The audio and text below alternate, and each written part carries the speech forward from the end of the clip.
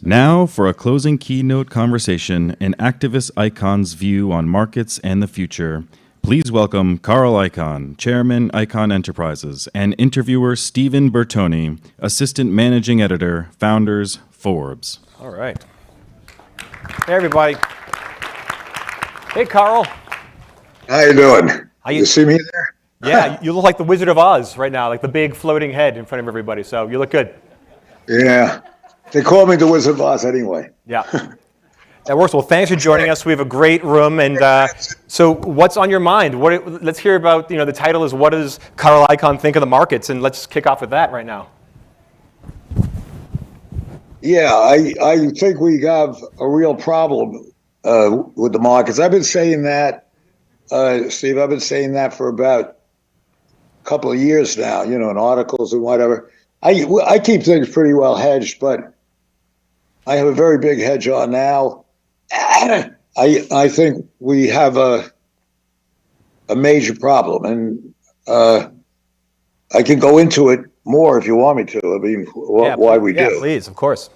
Give me a few bullets on what the specifics are that really get. I mean, look. To begin with, we're trapped with this inflation. Inflation is a terrible thing.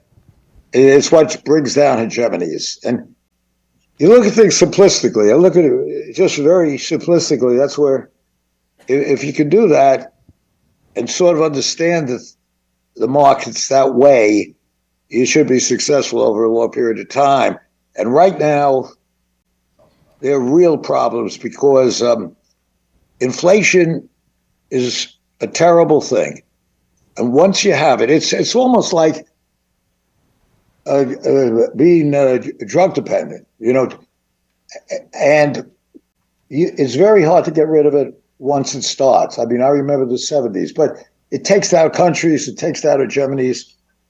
And I think Powell is very right to do anything he can to stop this inflation that's coming on.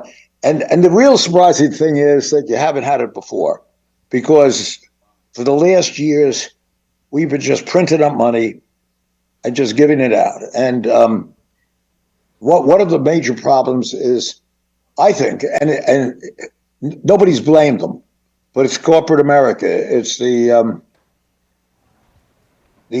CEOs, rubber stamp boards, and the money has been very cheap. So they've been able to borrow money very cheaply, but instead of putting it back into production, they've taken that money, borrowed more and more, and bought stocks at very high valuations. And now it's time to pay the price of that. So you'll have more and more debt coming due or interest rates to pay at higher prices. And that is a problem as far as earnings are concerned. And aside from that, household net worth, I would say median household net worth is really non-existent in this country. So half the households have no net worth. And the other half, except for the very top 10%, I think are very concerned about what's happening. And they're looking at their net worth, which is the market and their homes. And you have to be very concerned about that. Yeah, Carl, eventually, I'm sorry. Go ahead. Yeah, in this kind of high inflation environment, you've been through, many decades, ups and downs. How does this environment affect what you do and how you play the game right now?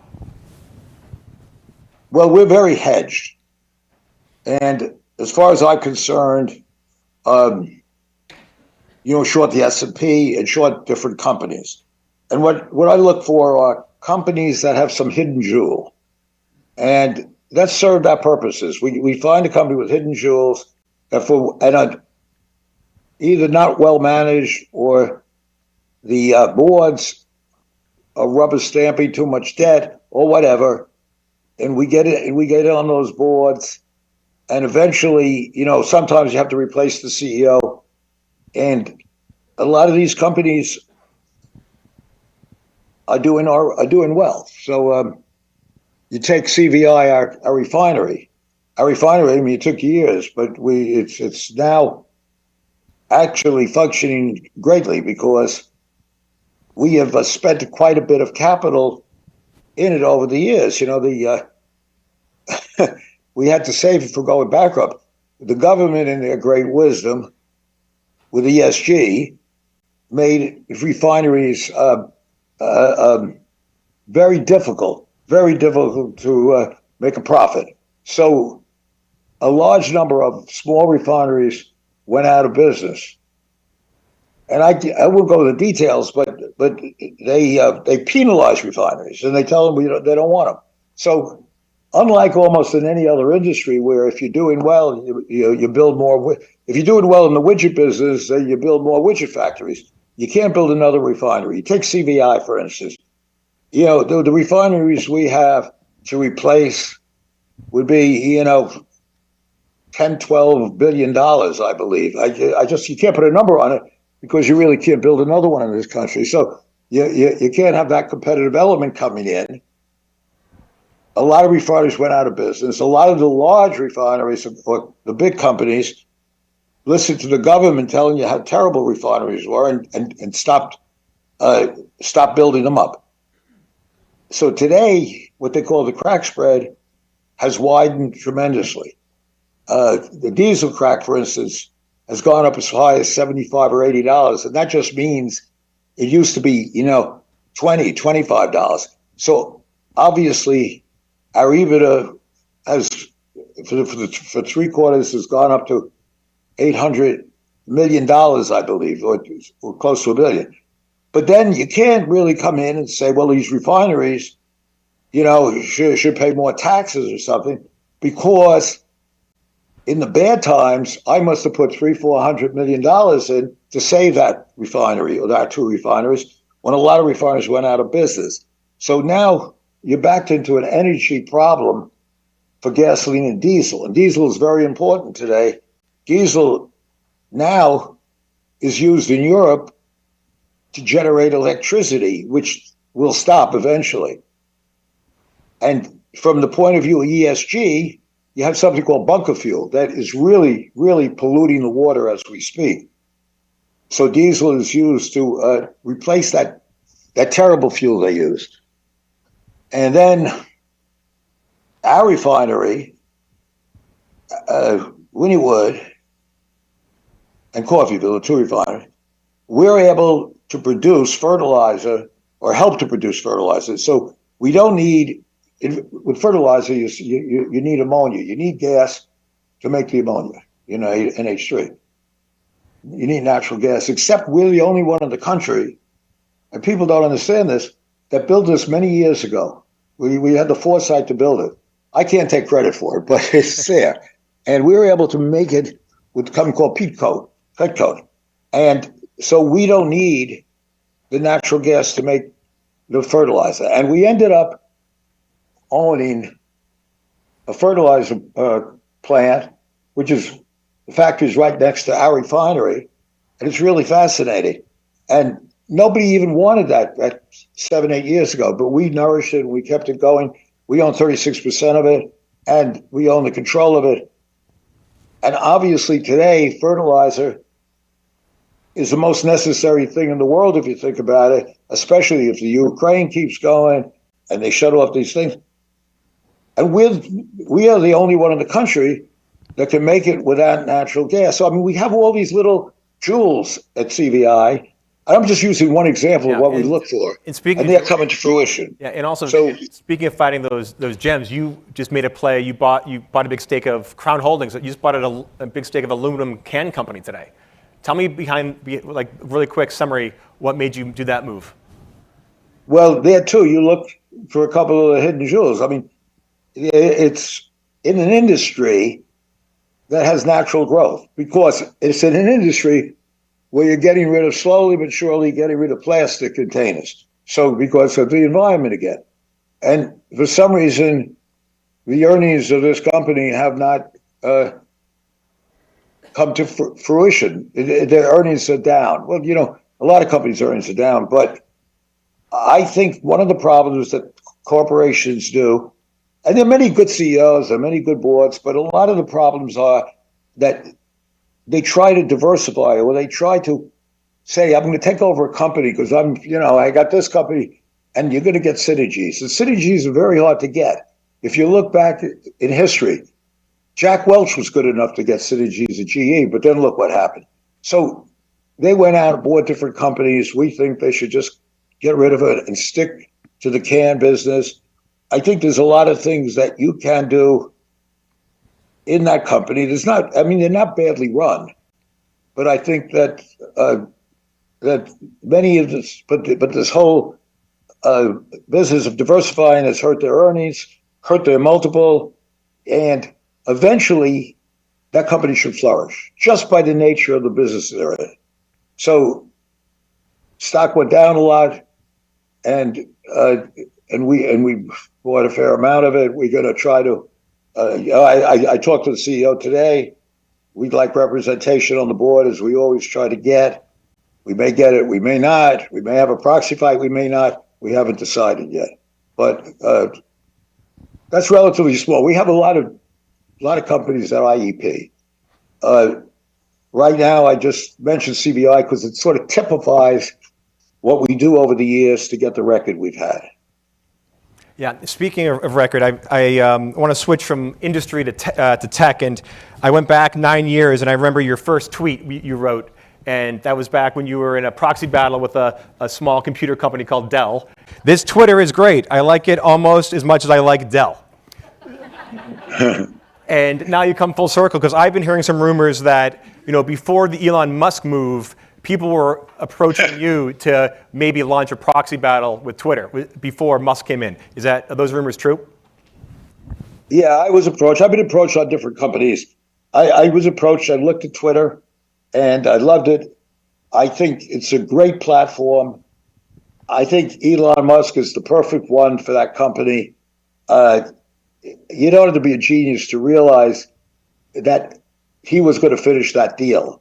He was up against lawsuits that he wouldn't have won in Delaware, in my opinion, the Chancery Court there. And so we bought a lot of stock in it. Well, I bought stock when it went down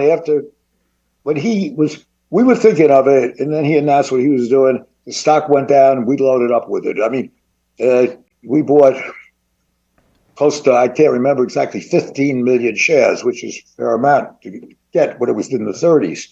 And I looked at it two ways. I believed that he was going to do the deal. And if he did the deal, that's great. Because I do believe we go to corporate governance now. And one of the major problems in this country, and I keep saying it, not the only problem, because you need discipline as far as inflation goes, and we have that real problem. But one of the major problems is there's no corporate governance. I mean, corporate governance in this country is an oxymoron. Corporate democracy is an oxymoron. And there's an article today about BlackRock talking about it. And I hope my thing, and I know him, really does something, because actually these index funds protect bad CEOs or CEOs that are just there. And you don't have any accountability in corporate America. And in Twitter, I think it's sort of ludicrous that, I'm not going to get into the politics of whether or not you should have the right to censor somebody or not, although I think you really shouldn't censor anybody unless there's a real reason for it. But what's ludicrous is that a couple of people at Twitter who are employees of Twitter, they work for the shareholders, decide in their great wisdom who can go on the platform and who can't. And I think those days are over. That's just ludicrous. So I just looked at it and felt that I got a lot of calls about it. And so I said to myself, I'm buying stock here. If for some reason Musk doesn't do it, we'll probably launch a proxy fight. But what happened was Musk came in, and I said to myself, I said to my guys, he's the perfect guy for this. And I would, obviously have supported anything he did. I think he's, I don't know him, but I think some of the things he says and does, I think, are brilliant. I'm not in Tesla, but I never owned Tesla because, to me, it's not my kind of stock. It's just too high a multiple. But so we went in and bought all that stock, and we made a lot of money on it. But we're happy about that. There's something inside of me. I wish I was looking forward to doing a fight on that one because it's so outrageous. In other words, I'll just repeat again. Why, if you owned a chain of restaurants, if you owned it, Steve, your family gave you a chain of restaurants, and you have a major domo at the restaurant, would you allow him to say, "I don't like that guy, he can't come into the restaurant, and I'll let that guy come in"? You say, "I'm going to fire you." I mean, so that to me, it just was a ludicrous situation. And I'm not deciding here or discussing the political aspects of whether or not you should have censorship. But I do believe that there is freedom of speech, which is extremely important. And yeah, there should be some censorship in certain cases. But it shouldn't be up to the employee of the company, whether he's called CEO or whatever he's called, to decide, I don't like that guy's politics, I'm not letting him on. So I was ready to get outraged, to get into it, but what the heck? I'm glad we made all the money we made on it. Yeah, how much did you make on that trade? Well, I can tell you it's public anyway. We made about $250 million, 200 million, maybe 250. And yeah, but we have a big portfolio in IEP. IEP this year is doing very well because, I've been smart or lucky in our short positions are working out and the long positions are sort of working out. So the net asset value of IEP has gone up so far for the 9 months, over $1 billion. So every year we try to keep ourselves long and short and look for those little jewels. And that's what we do over there. Yeah. I got to ask with Twitter. I mean, you bought a lot of stock and then you kept on buying. And when Musk was going back and forth, will he buy? Will he not? The media was, there was a lot of people thought it would go through. A lot of people thought it wouldn't go through. It seemed like almost a coin toss. But you were confident the whole way. I'd love to get into your thinking there, where it's like I'm going to buy and keep on buying, and your gut said that it was going to go through. Is it you've seen this so many times, or? You have to understand something. I think that the company itself is a great platform for this country, a great platform. And you look around at some of these other technology companies in that same area, I don't think they're that well run. So I look at it, I think Musk from the little I've seen what he's done, he's a perfect guy to run it. He's a brilliant guy and all that. So I figured he's going to do it. It's perfect for him. And all this bull that he didn't have the money to do it is nonsense. If you look at his net worth and you look at his balance sheet and you look at all the stock he's got, I mean, that was just completely nonsense. So in my mind, anyway. And in my mind, though, throughout this whole thing, he did pay a little too much for it, but not as bad as people say. I really think that company, because of what it stands for, is worth in the low 30s, maybe. So maybe he did pay a little more, today, but so maybe he paid a little more. But that's a sort of a rounding error for the guy. And so I figured, he's going to do it. But if he didn't, I was definitely going to launch a proxy fight. Well, not definitely, but close to. I mean, it wasn't definite. And I would have asked him to be on the board or be chairman or something. Yeah, say who would be your CEO of Twitter if it wasn't Elon? They didn't call me because it's not my kind of thing. But if he had called me, I would have put a couple of billion in that, with him, because I think he's going to do real well with it. But I probably would have wanted a preferred or something, but nobody ever called me, and I'm glad they didn't. But so that's basically that one. That works. You mentioned you always have longs and shorts. You're always hedged. Could you give us a new long position and a new short position, or what would you pick right now? What are you looking at? Well, I told you, like, to me, I really because of our positions here, it's difficult for me to buy any more of it, but we own so much of it. The CVI, I think, is going to be. There's things at CVI like that, like the stuff that we're going to be doing in the fertilizer business, for instance. I mean, so that's a good one. There are other ones I can't talk about at all because, the earnings aren't out and whatever that I think are cheap. I think Crown Company is really cheap in the sense that it's in an industry that is not going to be affected that badly, in my opinion. I mean, short term, nobody can talk about it, but long term, it's not going to be affected that badly in a recession. And in fact, it's growing. So you have a company that's growing, and it's hard to compete with that one too, because, you can't just go and build a can company. You have to be in an area because, when you ship these cans, you have a problem of paying for shipping because, can takes up a lot of space. So you have to be pretty near a large user of those cans. So it's hard to break in it. So it's barriers of entrance, natural barriers of entrance, which I like. Mm-hmm. And so you just look for that kernel. And then the other little thing is sort of the thing, I think, but that's going to be down the road, I think, but I think they should stick to their business. That's what I think, and not be diversifying all over. Gotcha. Sorry, unfortunately we're almost out of time, and this has been a big day. We talked a lot about a lot of scary things on the horizon, things to be worried about, whether it's geopolitical, whether it's inflation, stock market. You've been shaking things up for decades. You've seen it all. You've heard it all. Could you share any wisdom or advice to the room before we go have a cocktail? It could be about life. It could be about investing. It could be about running a company. What do you got?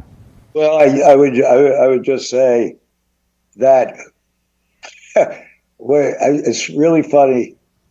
When I was in college as a freshman, I didn't know much about the market at all. I was always a little intrigued by it. I went out. I just was thinking back on this, and it really happened. I got into Princeton, and I came from middle class background from a sort of bad high school, but I made friends with a couple of the wealthier guys. And as a freshman, and one of them invited me to dinner with his father. His father came up to see him, and his father was a big deal on Wall Street, sort of very well thought of, really very respected. And we were sitting there, and he looked at me and said, you have some promise, business, because I asked him a couple of questions about, Wall Street a little bit. And he says, one thing I'm going to give you, one bit of advice. Just remember this. Hey, remember this kid. He's a nice guy. Remember this kid. If you ever get into Wall Street and this business, follow one rule. And I'm not joking. This is what he said. Never fight the Fed. And I've learned that. So I will tell them my advice is this Fed and Powell, I listen to him. And he's a serious guy. And he's going to be. There's none of this stuff, all these guys are saying, oh, they're going to pivot and they should pivot and this and that. And, these guys that tell you that a lot of them are telling you that because they put all these people into these companies that are overpriced. And there are many good companies now, but many overpriced ones. And I am happy that Powell really means business. And I really think he does because you must get rid of this inflation. And that's the worst thing an economy can have. And I think he means business. And I really respected him for coming out and saying it. And I hope I'm right. And I think there's going to be, look, I've said it a few times. I think it's going to get a lot worse before it gets better, perhaps. But all these people that are telling you he should pivot, you know what it is? It's like telling a drug addict. Let's say your kid's a drug addict and telling him, okay, you took enough, you stopped drinking enough now. Okay, go have a good time again. Well, you can't do that, right? You have to get rid of the goddamn problem you got. And that's what we need to do here. And that don't fool yourself. There's going to be a lot more headaches, I think, before we get out of this mess we're in, because you can't have the Fed, even if they want to. Over the last 20 or 30 years, the Fed was able to come in and save you and save the market, or they go into this taper tantrum. But they can't do it now, because right now, even if they wanted to, you can't keep printing up money, because it's going to just throw gasoline on the flames of inflation. So I think this is what you got to understand. However, there's some very good companies out there, and and if you're willing to buy them, and have the patience, I think you'll look back at 5 years or something, or less than 4 years, and see that they were great buys. But right now, I think they're very far and few between. Well, this is great, Carl. Thank you for the advice. You said don't fight the Fed. I'm going to add another rule to that. I think everyone can agree is you also don't want to ever fight Carl Icahn either in a proxy battle. So we can add that. But thank you for being here again. For decades you've changed finance, you've changed business. I think I have notes since the year 2000 until now, 22 years. You've had an annualized return of 15% every year, which is blows everything else out of the water. We really appreciate you being here, and I'm honored on behalf of Forbes to give you our first ever Iconoclast Award right here. Can you see it? Although we should call it not the Iconoclast, the Iconoclast Award in your honor. So you said you had do you have a cocktail? You said you're making a martini. Do you have a martini there? What, here in the house? Yeah, you said you're going to have a martini for the award. Have a martini around. Well, a little later. I usually play tennis for an hour now, and then have it an hour. So you do it now, and I'll do it in about an hour. Actually, maybe sooner. That sounds good. Well, thank you very much, Carl. Appreciate it.